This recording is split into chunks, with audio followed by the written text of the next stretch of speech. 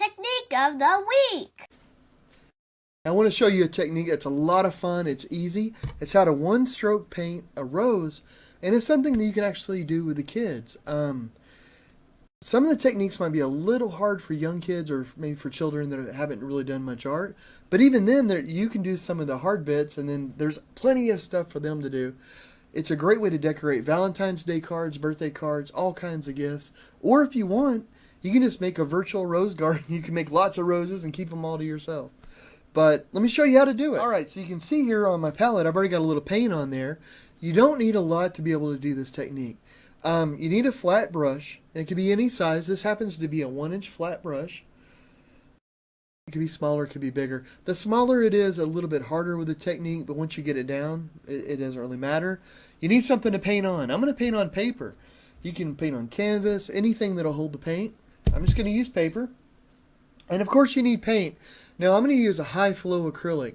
And high flow paint works really well with this because you want the brush to be able to glide across the surface. But you can use oils, you can use regular acrylics, pastels, tempera paint, whatever. Now the main thing is that you're going to use a flat brush and you're going to load the brush with 2 different colors.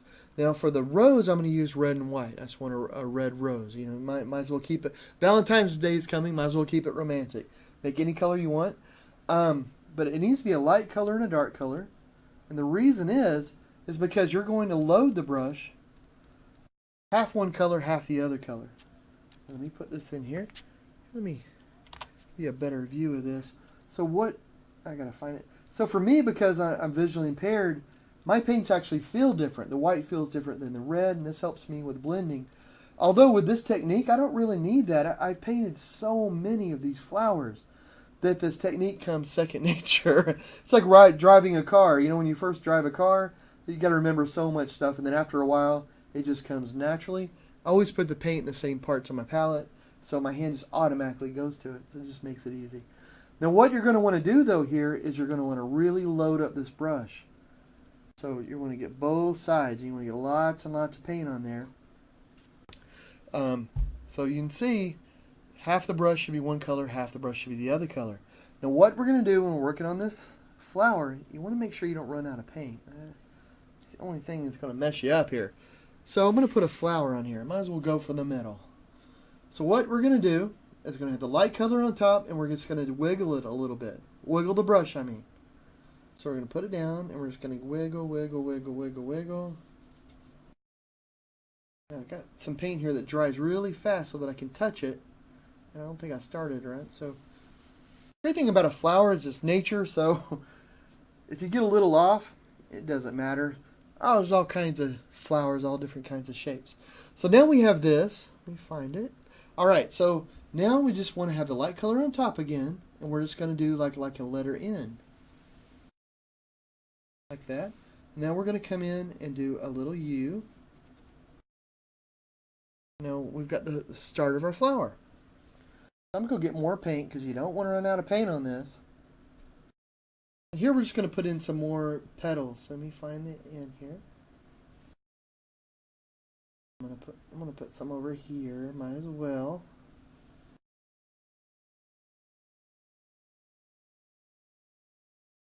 So I've made so many of these. I've had some art shows where I will paint flowers for people and just give them away.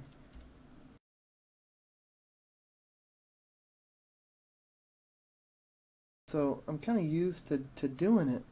So I got a bit of a rose. So there's a rose there. You know what? And I'm going to put another.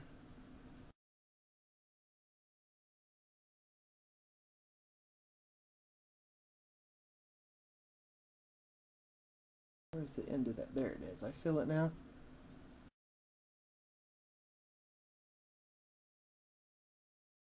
So I got a little rose going on here. You can also take the edge of your brush and you can clean up some stuff if you want to, if you feel like you need to. I'm just putting some variations in because, I don't know, I like my flowers to look more real. If it's too perfect, I don't think that looks real. Actually, you know what? I'm going to clean my brush. So it's nice to keep your brush a little clean. I mean, if the paint starts to bleed over into each other, then you're going to lose the whole effect. There's no fun in that. So now I got to reload the brush. And I think what I'm going to do is just paint a little rosebud.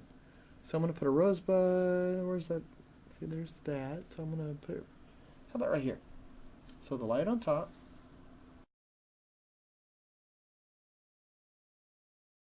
Make the N. And then you come back. A little U.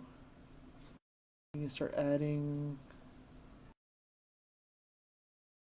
some more little petals and things. This rosebud is just thinking about opening up, but not quite yet. So we got like a little rosebud there. Clean that brush off again. Now it's time to start thinking about some leaves. Here's a close-up of what we've worked on so far. Alright, when it comes to putting the leaves and the stems and things like that on there, I decided to go with a lemon yellow and sort of a darker green. You can go with whatever colors you want, but remember, it needs to be a light color and a dark color. That way you can get this nice difference. And I was using high flow acrylic, and on this though I'm going to use a just regular acrylic, so more medium. It'll help show that you really can use whatever kind of paint. So that's what I'm going to do. So I've already got the lemon yellow in my yellow spot and the green in my green spot. You don't have to have special spots. I always put them in the same area. That way my brain is just used to it. Like I don't have to think about where the paint is. It's always in that spot. So just one of my things. So what I'm doing right now is I'm really trying to load up this brush. And feels pretty loaded. Well, I don't know. You think it's loaded, and then you get into it and you find out it's not. But I'm going to make sure I got plenty of this yellow because the green will overpower it pretty easily. Now, there's many different kinds of leaves you can make. So I'm going to make a couple different. Although on one rose bush, there's not usually different kinds of leaves, but hey, who cares? So I'm starting at the bottom, and I'm just spinning the brush, and then I bring it up to a point. And I'm going to do that over here too. And let me see. It felt a little dry, but you can kind of get the idea there. I might not have got enough paint on there.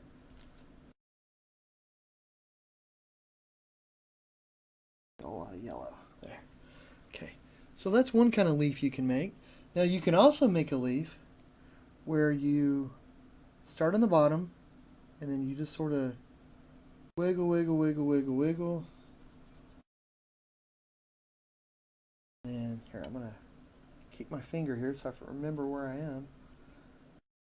Don't want to forget. And I'm going to remember the yellow is on top. Get here and you wiggle, wiggle, wiggle, wiggle, wiggle, wiggle. And come to a point. And you get a leaf. Just that easy. Now, if you don't like the leaf, like there's parts that are missing or little gaps, or you want to go in and put some shading, you can sure do that. But you don't have to, but you can if you want. So I think up here, well, you know what? Right here, I'm going to put another leaf. So you got to remember, you got to keep the colors right. The light color needs to go on the inside of the leaf, and the darker color is going on the outside. So I'm just wiggling, wiggling, wiggling. And it doesn't have to be perfect. It really doesn't. And then what I'm going to do is, let's see, here's that. And here's this one. That feels right to me. You can start connecting these sorts of things. I'm going to go up here. I'm going to get more yellow, more green. Work it in, work it in. Now for these flowers. Okay. You know what I'm going to do? I'm going to switch brushes.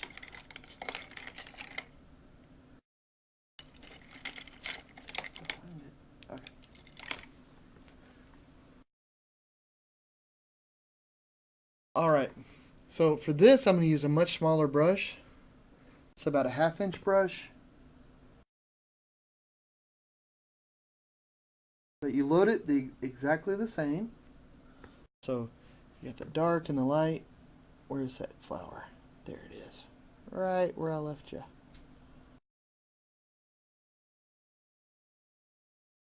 You can go in. And basically you can just sort of play around with this a little bit because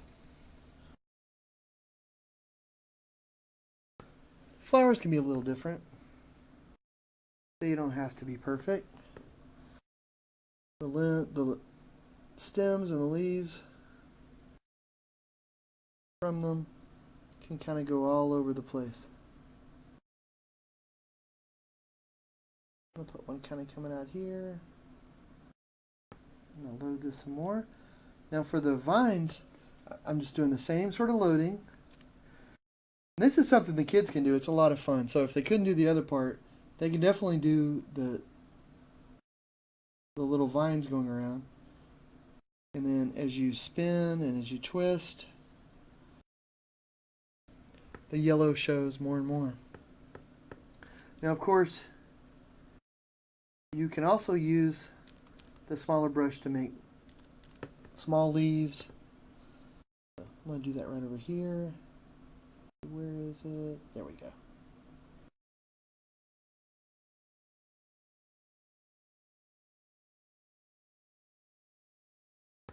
Got a little leaf right there. I'll put another one.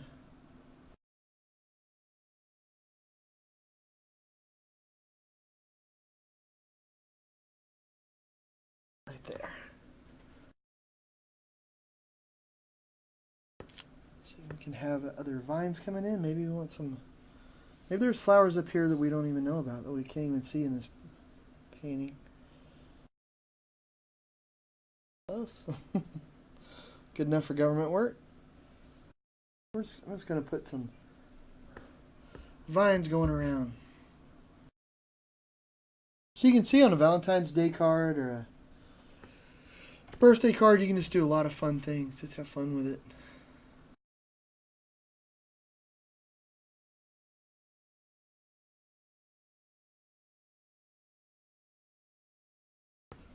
Put a weird leaf right there. I got a little squiggly with that one, but that's okay. No one's going to complain. Now, the technique is really easy. But the more you do it, the better you'll feel with it. I know for me, I might not do these for a while. It's not usually the way that I paint, but it's so much fun. You know, and if you can just knock out a rose really quickly, people just love that. It's just cool and fun to do. Here's a bit of a close-up of our exercise here. Well, in a nutshell, that's how to paint a rose using one-stroke painting. If you like this type of painting, go on YouTube and put in one-stroke painting, and you will find a ton of videos of people that's the only kind of painting they do, and they have so many great ideas. It's a lot of fun. Thank you so much for watching this, and please like, comment, and subscribe. And you know, if you give this a try, I'd love it if you would share your flowers. You could put it on my Facebook page. You can put it on the comments of this video here. Most of all, though, thanks for watching. Have fun with this.